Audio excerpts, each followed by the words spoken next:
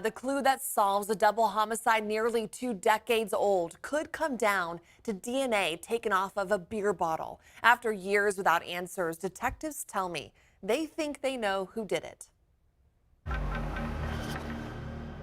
It was early morning, late summer, an area of Stockton known for crime, especially between rival gangs, Serenios and Norteños.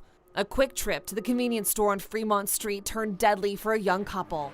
And on September 3rd, 2002, Patrick Garza and April Weber went over to the Quick Stop, and within moments of arriving, they were gunned down by two different assailants. April died next to the payphone she was trying to use. Patrick died at the hospital. They were targets simply because they were at the wrong place at the wrong time. Stockton Police Detective Patrick High picked up this 2002 cold case binder in 2019. He's been working leads ever since. He told me Garza and Weber were in trouble with narcotics and Garza had a gang affiliation. This video released shows the people of interest in the killings of Garza and Weber in the very parking lot of Quick Stop. You can't see their faces, and no witnesses came forward to identify them. But the key piece of evidence spotted by a patrol officer on scene that night was a bottle of beer near the Quick Stop. It had been knocked over. It was the only bottle in the parking lot.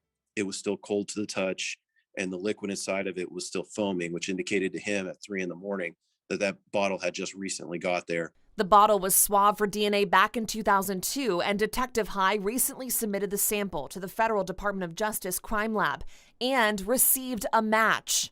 Now, I don't know definitively if that person is a suspect, but he is somebody whose name was never mentioned in the original case reports, and he has a gang affiliation that would certainly make me think that he was related to some of these other Sereno-related crimes. Detective High would not release the suspect's name for risk of jeopardizing the investigation.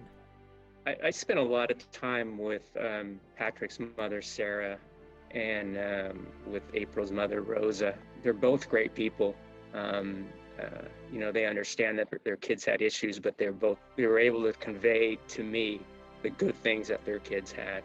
Ed Rodriguez, now with the San Joaquin County Sheriff's Office, was one of the responding officers on this case.